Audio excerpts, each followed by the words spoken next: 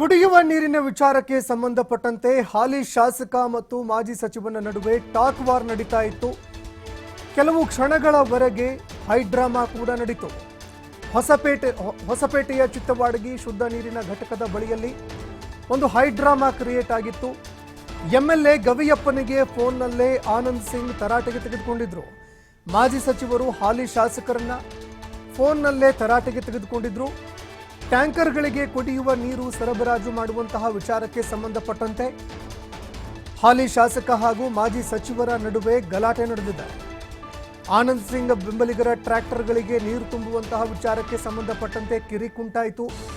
ಖಾಸಗಿ ಟ್ಯಾಂಕರ್ಗಳಿಗೆ ನೀರು ತುಂಬುವುದಕ್ಕೆ ನಿರಾಕರಣೆ ಮಾಡಿದ್ದಕ್ಕೆ ಜನರಲ್ಲಿ ಆಕ್ರೋಶ ಕೂಡ ವ್ಯಕ್ತವಾಯಿತು. ನಗರಸಭೆ ಕಮಿಷನರ್ ಚಂದ್ರಪ್ಪ ವಿರುದ್ಧ ಆನಂದ್ ಸಿಂಗ್ ಬೆಂಬಲಿಗರು ಕಿಡಿಕಾರಿದ್ದಾರೆ. ಇದೇ ವಿಚಾರಕ್ಕೆ ಸಂಬಂಧಪಟ್ಟಂತೆ ಗವಿಯಪ್ಪನಿಗೆ ಮಾಜಿ ಸಚಿವರು ಕ್ಲಾಸ್ ಕೂಡ ತೆಗೆದುಕೊಂಡಿದ್ದಾರೆ. ನಾನು ನನ್ನ ಅಧಿಕಾರಾವಧಿಯಲ್ಲಿ ಕೆಲಸ ಮಾಡ್ತೀನಿ, ಖಾಸಗಿ ಟ್ಯಾಂಕರ್ಗಳಿಗೆ ನೀರು ಬಿಡೋದಿಲ್ಲ ಅಂದಿದ್ದಕ್ಕೆ ಆನಂದ್ ಸಿಂಗ್ ಗರಂ ಆಗಿದ್ದಾರೆ. ನೀವು ಪಾಯಿಂಟ್ ಔಟ್ ಮಾಡಿ ಇಲ್ಲಿ ಸಮಸ್ಯೆ ಇಲ್ಲ ನಾವು ವಾರ್ಡ್ ಯಾವ ಮೆಂಬರ್ ಇಲ್ಲ, ನಾವು ನೀವು ಇಬ್ಬರೇ ಹೋಗೋಣ, ಸಮಸ್ಯೆ ನನ್ನ ತೋರಿಸ್ತೀನಿ. ಹಾಗಾಗಿ ಕಾನೂನು ಇವೆಲ್ಲ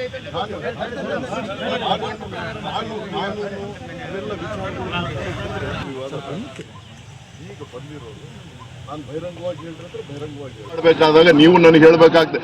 ನೀವು 15 ವರ್ಷ ನಾವು ಬಂದಿಲ್ಲ, ನೀವು ಕೆಲಸ ಮಾಡಬೇಕಾಗಿಲ್ಲ ಅಂದ್ರೆ ನಾನೇನು ಬರಬೇಡ ಅಂತ ಹೇಳಿದ್ ನಾನು ನಿಮಗೆ ಅಲ್ಲ ನಾನೇನು ಬರಬೇಡ ಅಂತ ಹೇಳಿದ್ನ. ನನ್ನ ತಪ್ಪಿದ್ರೆ ನೀವು ಹೇಳಬೇಕು.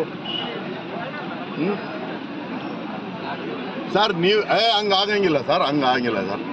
ನೀವು ಸುಮ್ಮನೆ ಇದ್ದೀರಿ ಅಂತ ಹೇಳಿ ನಾನು ಸುಮ್ಮನೆ ಇರೋಕ್ಕಾಗ್ತೈತಾ? ಇಲ್ಲ ಇಲ್ಲಿ ವರ್ಷದ್ದು ಇಲ್ಲಿ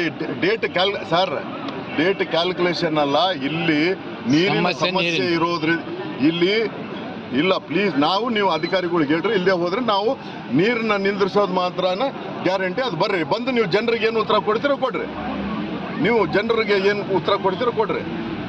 ಹೌದು ಸರ್, ನನ್ನ ಮನೇನು ಜಿಂದಾಲ್ನವ್ರು ಕಟ್ಸ್ಯಾರ ಅಂತ ಹೇಳಿ ನೀವು ಹೇಳಿರೋದು ಇವೆಲ್ಲ ಸಾರ್ವಜನಿಕವಾಗಿ ಮಾತಾಡಬೇಕಾಗ್ತೈತೆ. ಸರ್, ನನ್ನ ಗೌರವ ಎಷ್ಟು ತೆಗ್ದಿರ ಅನ್ನೋದು ನಿಮಗೆ ಗೊತ್ತು. ಬರೋ ಮಿನಿಸ್ಟ್ರುಗಳಿಗೆಲ್ಲ ನೀವು ಹೇಳ್ತೀರಿ ನನ್ನ ಮನೆ ಜಿಂದಾಲ್ನವ್ರು ಕಟ್ಸ್ಯಾರ ಅಂತ ಹೇಳಿ. ನಾನು ಪ್ರೂವ್ ಮಾಡಿಸ್ಲಾ ಕೆಲವು ಮಿನಿಸ್ಟ್ರುಗಳ ಹತ್ರ? ಅಯ್ಯ ಸರ್, ಅದಕ್ಕೆ ನನಗೆ ನೋವಾಗಿದ್ದು.